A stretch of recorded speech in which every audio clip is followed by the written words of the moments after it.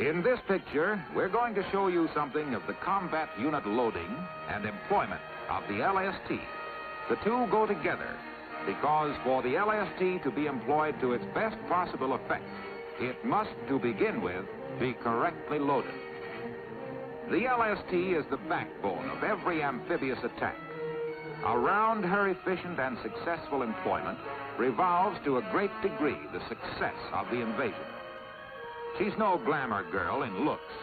She's designed, built, and employed for one primary purpose: to get men and equipment ashore. The largest possible amounts in the shortest possible time. First, the assault waves, launched in amphibian vehicles at sea to get in and take the beach. Then the heavy stuff to reinforce and hold it. Enough materials and equipment to overcome an enemy who is already entrenched there. This is the end to which the LST is directed: to form a floating bridge between the factory and the fighting front.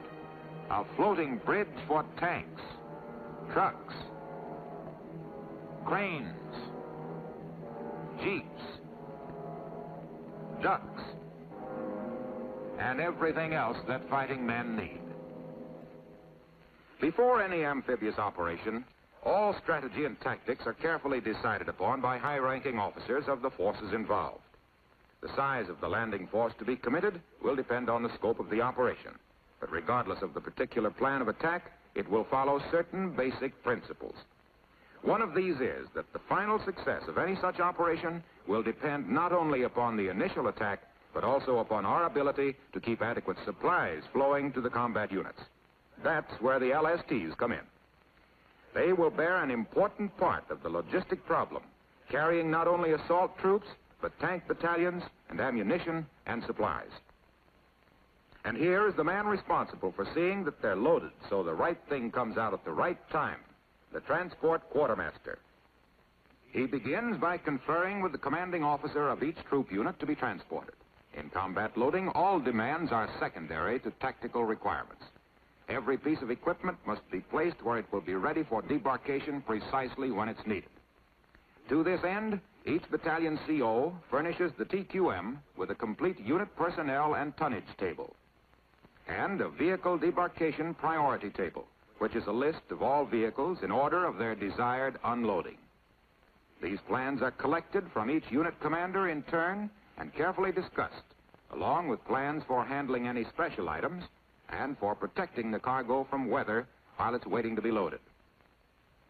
With these details gathered from each unit commander, the TQM makes a personal inspection of each of the ships assigned to him, along with that ship's first lieutenant. The purpose of this is to find out if the ship differs in any way from its blueprint.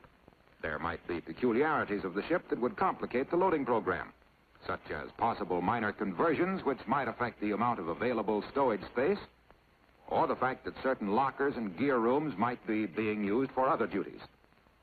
Now is the time for the TQM to be informed of any such changes, so that proper provision for them can be made in the final loading plan. This information he gathers from the first lieutenant of each LST in turn, noting, or if necessary, making photographs of any such irregularities.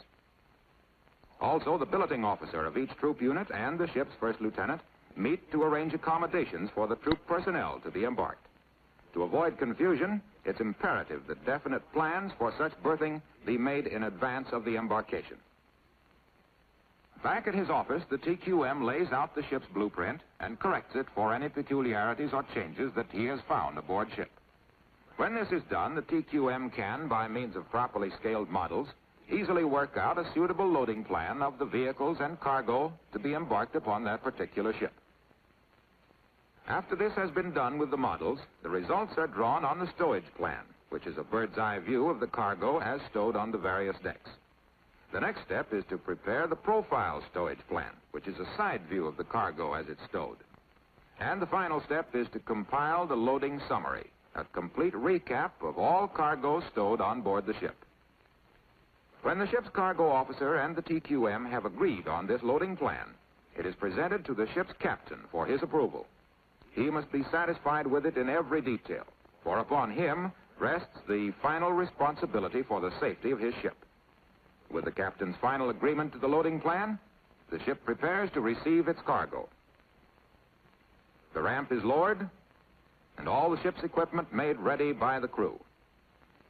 The turnbuckles of the cargo securing chains are greased, dunnage is brought aboard, and piled where it will be available when needed, for steel against steel is rarely secure. Therefore, dunnage is used to prevent shifting of cargo, which may endanger the ship. Drains are cleaned to make sure the tank deck will drain and remain reasonably free of salt water. And now the troops and equipment arrive. One of the TQM's assistants directs the drivers to their assigned dock space, where the vehicles are assembled and classified, each vehicle being marked to show its proper stowage and priority of debarkation. And all other general cargo, such as water, gasoline, rations, and so forth, have been segregated and checked. The modern method of facilitating loading and discharging of cargo is to set up communication by means of walkie-talkie radios between the ship and the dock.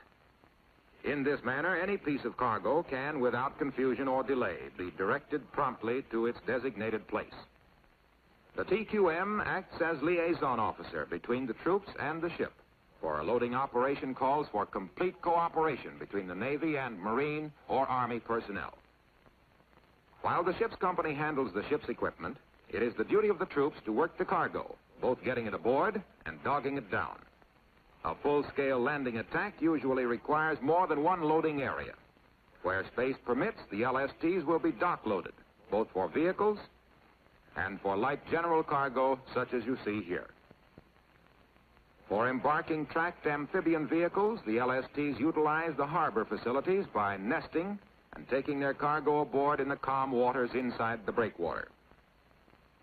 Still other elements may be loaded elsewhere, directly from the beaches, both because of possible lack of berthing space at docks and in harbors, and also to prevent congestion of the vehicles waiting to be brought aboard. For that is one of the main virtues of the LST. Its loading can be done at the convenience of the troops. This adaptability of the LST greatly facilitates the transportation problems involved in a large-scale embarkation, for it enables the ships to come to the staging area instead of vice versa. The rolling stock to back up the tanks goes up on the main deck to be debarked last. On the main deck, the rolling stock is driven to its allotted place as provided in the stowage plan. In some cases, sandbags are stowed aboard where they will be readily available should the nature of the beach to be landed upon call for reinforcement around or under the lowered ramp or protection against soil erosion on a rocky beach. At still other beaches, more elements are embarked. If the LST can't get right up on the beach for a dry loading, then it just does the best it can.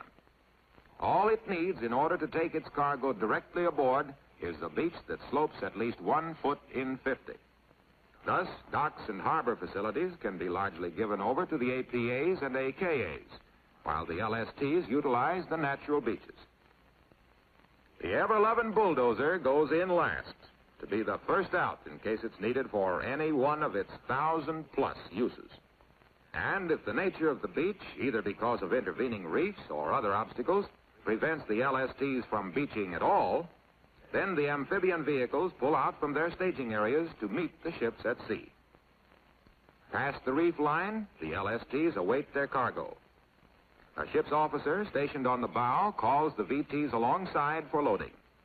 At his signal, the driver of the VT puts the motor in neutral and allows the vehicle to drift, while a line is heaved aboard from the line handlers on the ramp, where the ship's cargo officer is stationed to direct bringing the VT aboard. The crews haul the messenger in and make the guide lines fast, after which the line handlers, under the first lieutenant's direction, guide the vehicle in toward the ramp, the lines being crossed for better control of the VT. A strong current can sometimes make it difficult to bring the VT up to the ramp evenly, but it must be squared away with both treads on the ramp between the two protective shields before he gives the signal for the driver to gun the motor and bring the vehicle aboard. Tanks, which are to form the first assault wave and debark first, are brought aboard last. Loading signals in the case of LVTs, which back in, are relayed from the first lieutenant to the driver by a VT crew member on the bow of the tank. Both ship's crew and the crew of the vehicle must work together in close cooperation to get the cargo aboard with the maximum of safety in the minimum time. To accomplish this, it is well for both the officer on the bow and the loading officer on the tank deck not only to be able to judge the current, if any, but also to appreciate its effect upon the drifting VT. Back with our original flotilla, the loading is now completed. Word is passed up to the conning station, and the captain gives the order, up ramp. Close bow doors, and secure for sea. At many harbors, beaches, and docks, the LSTs are beginning to get underway. In this particular operation, the LSTs, because of their limited cruising speed of around 9 knots, are required to get underway in advance of the transports, in order that they may rendezvous with the transport group later at the proper time. But they're not built for speed. They're built to carry cargo. And as they form up and proceed in convoy with their own screen, we see why combat unit loading is so important. Not only must each LST be loaded to its maximum capacity, but because of the LST's shallow draft and flat bottom construction, it has a comparatively short period of roll, about 6 seconds as compared with 12 for a normal cargo ship. This means that careful loading is absolutely essential to ensure a seaworthy ship, especially in any kind of heavy weather. Tanks and half-tracks below, and on the main deck, not only trucks and jeeps and LCTs, but if the ship has a ramp instead of an elevator, LVTs may be carried there too. While the troops are being squared away and given instructions on procedure aboard ship, the ship and troop officers are gathered in the wardroom with the ship's captain explaining to the officers involved just what that particular ship's part is in the overall operation. Close cooperation between ship and troop officers can be obtained only if each understands the overall plan, as well as his own particular duties within that plan. This way, and this way only, can efficient and intelligent action from all hands be expected. The data gathered at this meeting is then passed on down to lower echelons, so that long before D-Day, every man on the ship, both troop and Navy, will be thoroughly and completely briefed. At the designated rendezvous area, the LSTs make contact with the ships of the transport group. The LST is primarily a cargo carrier. Therefore, due to billeting limitations, they have proceeded thus far with only the minimum troop personnel aboard. Now, at this rendezvous area, only a short run from the beach to be attacked, they lie to receive additional troop personnel. Aboard the APAs, the assault troops are being loaded into LCVPs, both from the deck and down the rope nets. They are ferried to their assigned LSTs and taken aboard for the final run to the assault area. These are the troops who must secure the beachhead so that the other LSTs bearing the heavy stuff may beach and unload after them. The LSTs receive them aboard, where they are checked off by one of the ship's officers, given mattresses, and now you see why the assault troops were carried as far as possible on the APAs. Take a combat-loaded LST, add 250 or so additional troop personnel, and deck space is almost as hard to find as an apartment in San Diego. Heading now for the assault area, the LSTs are really carrying the ball. They've got the men who are going to hit the beach, the vehicles that are going to take them there, and the stuff to keep them there. So they're well protected, not only by destroyers and gunboats, but also by their own not inconsiderable firepower. They can't go around choosing battleships, but they can put up quite a respectable anti-aircraft barrage with their 20 millimeters, 40s, and 3-inch 50s. As they steam toward their objective, the enemy beach is getting a once-over lightly from the really big stuff. Our naval warship units, battleships, cruisers, and destroyers, and planes are doing everything they can to render the beach suitable for another amphibian landing. Once over, twice over, or as many times over as it takes to convince them. Meanwhile, the landing force arrives and takes station, preparatory to debarking. The LSTs have been directed to discharge inshore of the transport area. First to debark will be the assault troops from the LSTs carrying LVTs, both tractors and tanks. These LSTs maneuver into position, their bow doors already opened, lower the ramp, and out they come. The tanks first to rendezvous in their assigned areas while waiting for the troop-laden tractors to debark after them. The LSTs discharge their vehicles as quickly as possible so that the LVTs may take station in proper formation and proceed to the line of departure, where, on signal from the control vessel, they will proceed for the beach. While they're on the way in, the LSTs that carried them, now emptied of troops and vehicles, will usually pull out from their debarkation stations to an area further out to sea. Once ashore, the troops push inland to secure enough of the beach to enable the other reinforcing LSTs to land their equipment directly on the beach. When they are at least a half hour out from the beach, the LSTs open all intakes and start ventilator fans. While on the tank deck, the troops remove the securing chains from the tanks and warm up the motors. So there will be no delay in debarking once their ship hits the beach. For debarking in the face of possible enemy fire is something that all hands want to get done as quickly as possible. And that's where combat unit loading pays off. First out is the bulldozer to do whatever is necessary to fill up any holes or otherwise get the beach in shape. Then the tanks. And more tanks. And while they're still coming out, the bulldozer is already leveling a roadway for the tanks to use to help get them inland to back up the troops who made it possible for them to get ashore. If the LST can make a dry beaching, fine. If it can't, it just gets in as close as it can. Now the stuff really rolls ashore, for the beauty of the LST is not in the grace of her lines, but in the fact that she can discharge her cargo fast when the need for speed is paramount. Tanks, and more tanks, half-tracks, prime movers, trucks and big guns, jeeps, trailers, piling the stuff ashore. And if they can't get into the beach at all, then they transfer their cargo to smaller craft that can.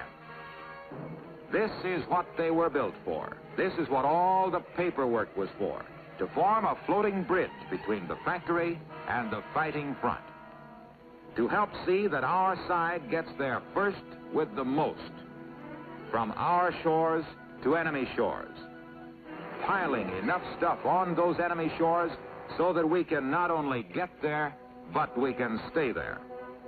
That's the employment of the LST.